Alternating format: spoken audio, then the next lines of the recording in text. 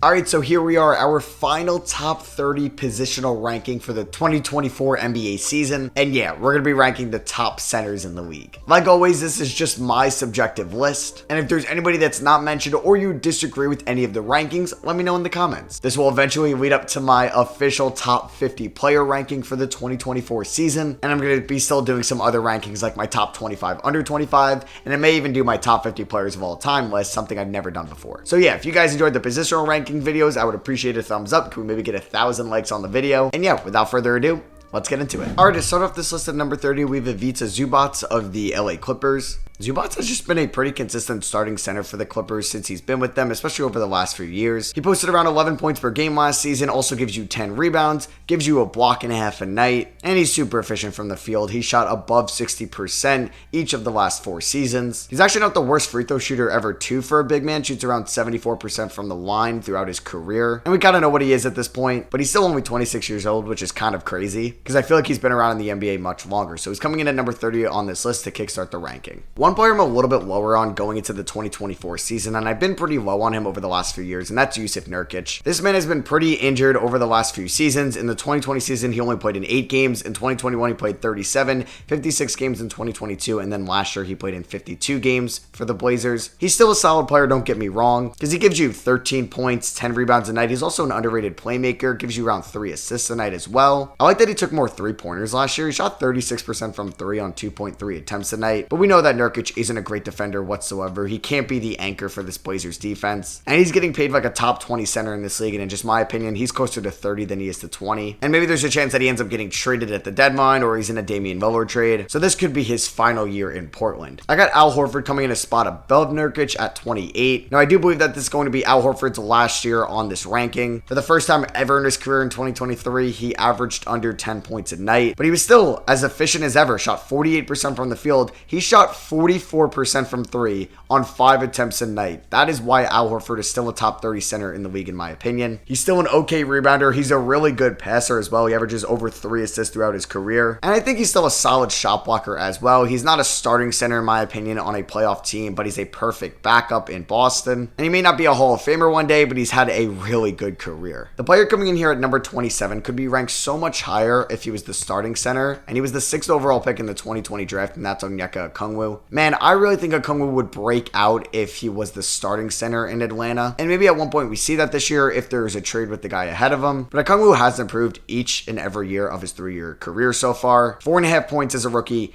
8 points in year 2. Last year, he averaged 9.9 points a night, career high in rebounds as well at 7.2. Gives you a block and a half a night in only 23 minutes. So he does average 2 blocks a night in his per 36 minutes, which is encouraging to see. Also super efficient as well, 65% from the field throughout his career. Good free throw shooter as well, shot 78% from the line last year, and I think he'd be the perfect center next to Trae Young and DeJounte Murray in Atlanta. And he's going to be a restricted free agent at the end of the 2024 season. I would like to see Atlanta lock him up eventually and go with him as their long-term 5. The center position is actually pretty loaded because I love this player at 26, and that's Mark Williams of the Charlotte Hornets. Mark Williams was the first pick outside the lottery last year, 15th overall to the Charlotte Hornets. He averaged 9 points and 7 rebounds and a block a night as a rookie, but he only averaged 19 minutes per game and only started 17 games out of his 43 played because he had a slower start to his career, and that is perfectly fine by all means. Because over Mark Williams' final 13 games, in which he started 12 of them, he averaged 27 minutes a night and gave the Hornets 12.5 points, 10.5 rebounds, and shot 64% from the field. I don't think that Mark Williams is going to be an elite center next year, but I do think that could be in his future. And he's going to be 22 this year. Let's see another year with him and LaMelo Ball, who's going to be a perfect point guard partner to him. And while the Hornets might not be super exciting this year, he's going to be one of the bright spots with LaMelo Ball, Brandon Miller, and Nick Smith Jr. Okay, so I had 8 honorable mentions. If you want to put any of these guys from 25 to 30, I'm perfectly okay with that. Like I said, the center is a pretty loaded position. It's really deep in the NBA at the moment. So those 8 are Andre Drummond of the Bulls. We got Isaiah Stewart of the Detroit Pistons, Christian Wood, who's still not signed, which is kind of weird, Isaiah Hartenstein of the New York Knicks, Mason Plumlee of the LA Clippers, Kelly Olynyk of the Utah Jazz, Daniel Gafford of the Washington Wizards, and Kevon Looney of the Golden State Warriors. Like I said, you could pretty much put any of those guys between 26, 25, and 30, and I'd be okay with that. I think Kevon Looney would be the first guy I'd put in there. So at 25, we're going to have Jakob Poeltl of the Toronto Raptors. Jakob Poeltl just got $80 million in free agency, and I think he's going to be the 25th best center in the league next year. It's crazy, like I said, how loaded this position is, because Poeltl's a really good player. Poeltl played 26 games coming over from San Antonio in Toronto last year, and he averaged 13 points, 9 rebounds, gives you 2.5 assists a night. Also, he's really good in the steal department, 1.2 steals, 1.3 blocks, shoots 65% from the field. But he's a good offensive center. I don't think he's the best defensive center in the world. I would not want him anchoring my defense at the 5. But he's still only 27 years old. It's a 4-year deal. I think he's properly paid, maybe just a little bit overpaid, but nothing to really be upset about. I got Naz Reid of the Minnesota Timberwolves coming in here at 24. And Naz Reid just turned 24 a few weeks ago. I think I would put him higher on this list if he was going to have a bigger opportunity. He only played in 18 minutes a night last season because he is behind Rudy Gobert and Karl Anthony Towns in that front court. He's a solid 3-point shooter at the 5 spot as well. He shoots around 34% throughout his career. He didn't play in the final 5 games of the regular season last year, but the 15 games leading up to that, in 21 minutes, he averaged 16 points, 5.5 rebounds, and shot 39% from 3. Like I said, if he had a bigger opportunity, he could easily be a top 20 center in the NBA. A player that I think is going to have a massive jump in their sophomore year is going to be Jalen Duren of the Detroit Pistons, and that's why he's coming in at the number 23 spot. Duren is just an absolute beast. This guy is so physical inside the paint, in the post, grabbing boards. I just love his play style, and I think he's perfect next to Cade Cunningham and Jaden Ivey in that Detroit system. Super excited to see what he's going to be like under Monty Williams, who really got the most out of DeAndre Ayton after he spent his years in Phoenix. And Jalen Duren is still only 19 years old. He's going to be just turning 20 when the season starts. This guy has such a good career ahead of him. At 22, we have our first rookie on this list, and that is Chet Holmgren of the OKC Thunder. Chet was drafted in the 2022 NBA draft, second overall by the Thunder, but with an injury before the season even started in his rookie year, he was not even able to play a single game. So he has rookie eligibility this year. He's going to be 21 years old. He looked very good in the summer league for the Thunder. We saw how good he was at Gonzaga, 14 points, 10 rebounds, 2 assists a night in his age 19 freshman season for them. Shot 60% from the field, 39% from 3, and I'm so excited to watch what he can do on both ends of the floor as a shooter at the 5 spot and as a potential elite shot blocker for the Thunder in the 2024 season. We got Mitchell Robinson of the New York Knicks coming in here at the number 21 spot. Robinson isn't the best offensive player by any means. He's one of the worst offensive centers on this list, and this guy just does so much that doesn't show up in the box score. Mitchell Robinson last year averaged 7.5 points, which was the lowest basically since his rookie season, but he gave the Knicks a career high 9.4 rebounds, gave them 1.8 blocks a night, shoots 67% from the field, and which is a career 71% field goal shooter. Crazy. Shot 76% from the floor in the 2022 season. But what has really improved in Robinson's game is his ability to not foul out. He averaged 3.3 fouls a night in his rookie season. Now last year, career low, 2.7 fouls a night. And if you watch Mitchell Robinson against the Cavs in the playoffs, going up against Evan Mobley and Jared Allen, he really held his own. Where he averaged 6 offensive rebounds a night against the Cavs and 2.2 blocks against them. He might have been the second or third most important player on the Knicks playoff run last year after Jalen Brunson. But I talked about Onyeka Okongwu a couple spots ago and was talking about he would be much higher if the player ahead of him wasn't no longer there. And yeah, that player coming in at number 20 is Clint Capella. Because Clint Capella is still a good center. He's 29 years old. He put up 12 points, 11 rebounds last year. He gives you over a block a night. He shoots 65% from the field. And he's a perfect pick and roll guy for Trae Young and DeJounte Murray. I just think that the Hawks could eventually move on from Capella because plenty of teams could use him. And Onyeka Okongwu could be a little bit cheaper for them and definitely fits their timeline a little bit more. But I do think Capella is one of the more underrated big men in the league, but he has had the benefit of playing with some elite passing point guards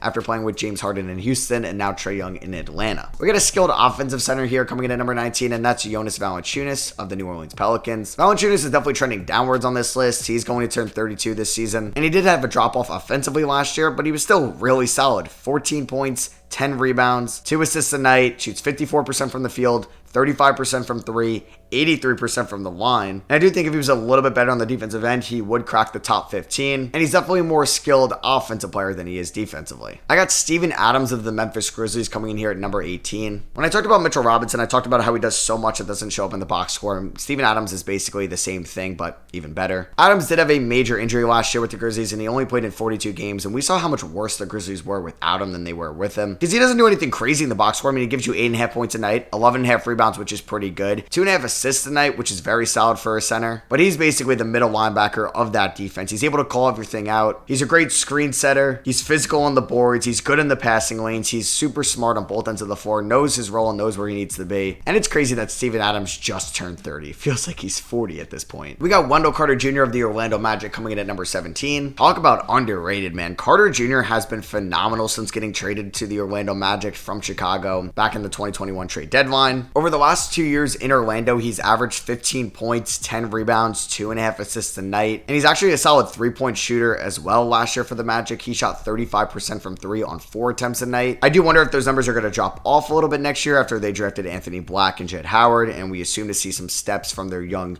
elite wing duo of Franz Wagner and Paolo Banchero. And Carter Jr. isn't the greatest shot blocker or passing lane defender in the world, but he's definitely serviceable on that side of the floor. I got Time Lord Robert Williams coming in here at number 16. Time Lord is still only 25 years old, which is crazy. He was in the 2018 draft. And like a couple of these guys, he's not really super skilled on the offensive end, averages around 7 points throughout his career, shoots 73% from the field, but he really is an elite defender when he's on the floor. The big thing for him though is, can he stay healthy? He's only had one season above 60 games, and that was when he played 61 games for the Celtics in the 2022 season. Because in his rookie year in 2019, played in 32 games. Year 2 in 2020, he played in only 29 games. In 2021, year 3, played in 52. In 2022, played in 61 games. And then last year for the Celtics, only played in 35 games. He's also missed a ton of playoff games for the Celtics as well throughout his career so far, but when he's healthy, he is so important to the Celtics team and their success, as he is one of the better defensive centers in the league, and he's still only 6'9", which makes it that much more impressive. I got Nikola Vucevic, who just got a new contract extension this past offseason, coming in at number 15 for the Chicago Bulls. I don't think Vucevic is going to get much higher on this ranking throughout the rest of his career, but he's still one of the better offensive centers in the league. Last year for the Bulls, he averaged 17.5 points, 11 rebounds, over 3 assists a night, shot 52% from the field, which basically was the best he has shot since the 2015 season. Also shot 35% from 3 as well. He's a good free throw shooter, shoots 84% from the line, and he's not the worst defender in the world at the 5 spot, but he is far from the best. If you can maybe take a page out of Brook Lopez's book on being a better defender later in your career, he could definitely get closer to the top 10, but if he doesn't, I really can't put him higher than this, maybe even in the future, just because of so many young centers that are getting better and better behind him. All right, I got my second rookie coming here at number 14, and that is Victor Wembanyama of the San Antonio Spurs. Yeah, I'm putting Wemby at 14. I don't think this is a hot take by any means. I don't expect Wemby to play over 60 games this season, but I do think he will get close to that, and we'll see him be an elite player on both ends of the floor. I do wonder though, at the end of the season, we may classify him as a power forward spot if he plays a lot of time next to Zach Collins, with Collins being at the 5. But yeah, I expect Wemby to be a good 3-point shooter, a good post scorer,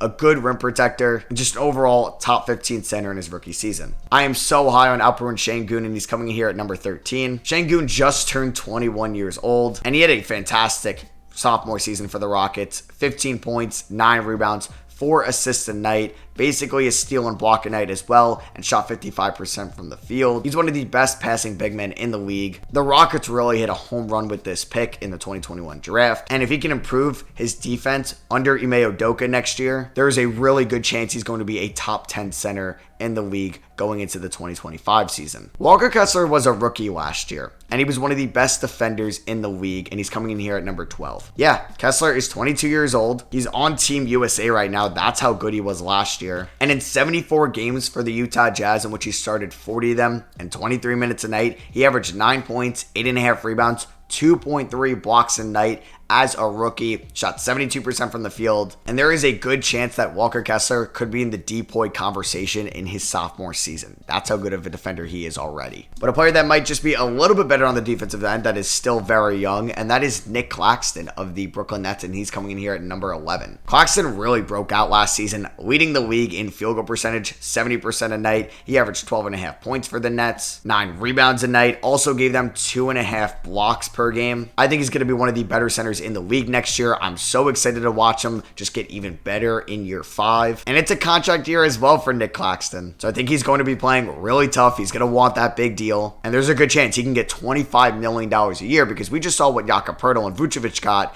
and he's definitely in a better position and a more important role as that anchor of the defense for the Brooklyn Nets going forward. And they don't have their draft picks either from the James Harden trade. So they're trying to win now. I think Claxton's going to have a top 15 center season next year and get paid in the 2024 offseason.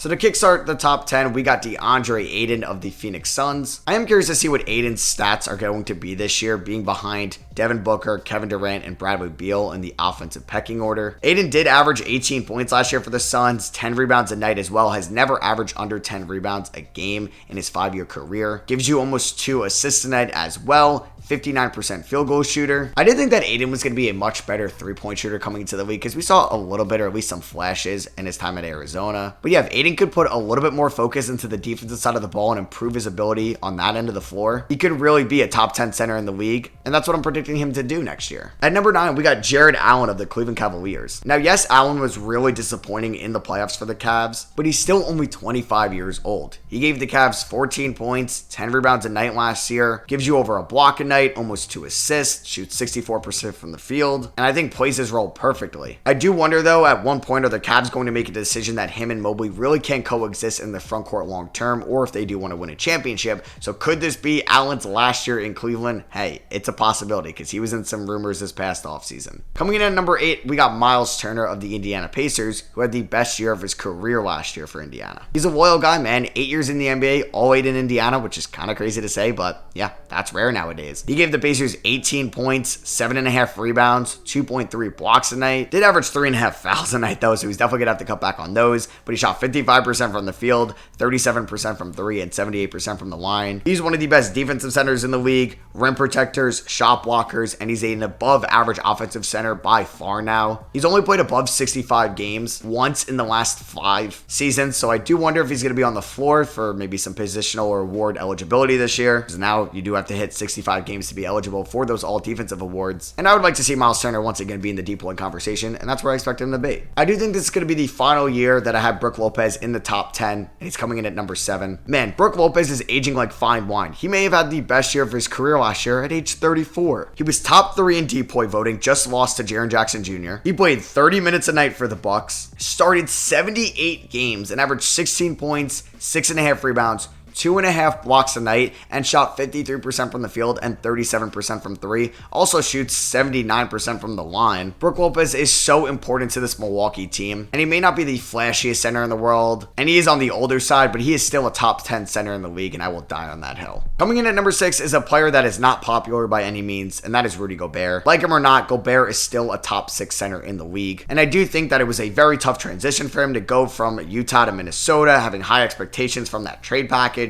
playing next to Cat, somebody he's never really played next to before, under a whole new defensive system as well. But he was still solid for Minnesota. 13 points, 11.5 rebounds, 1.4 blocks a night, still shoots 66% from the field. I do think that Gobert is going to be back in the deep point conversation this year in his second year in Minnesota. I got Domantas Sabonis of the Sacramento Kings coming in here at number 5. Sabonis, only 27 years old, was phenomenal last year for the Kings. He's a 3-time All-Star. He made an All-NBA team last year, and it was very deserving. He averaged 19 points, league leading 12.3 rebounds a night, 7.3 assists from a center. He's one of the best passing big men in the league. Shoots 61% from the field, 37% from 3. He's a do-it-all 5. He is so important for this Kings team. And it's crazy how much of a win-win the Halliburton Sabonis trade was a few years ago. I got Bam Adebayo of the Miami Heat coming in at the number 4 spot. You can make an argument that Bam Adebayo is the best defensive player in the league. He's a 4-time all-defensive team member. He has yet to win a DPOY though. And this could be for sure the year it finally happens. But I also love how good his offensive development has been as well. The dude just turned 26, and last year he averaged 20 points per game on 54% shooting. He's also a very solid passer at the 5 spot, gives you 3 assists a night, and he's so important to this Miami Heat team, and he's one of the more underrated players in the league in my opinion. Coming in at the 3 spot, he's a center now, and that's Anthony Davis of the LA Lakers. Davis played 100% of his minutes last year at the 5 spot, and he was just absolutely incredible in those 56 games that he played in. Gave them 26 points a night, 12.5 rebounds, 2.5 assists.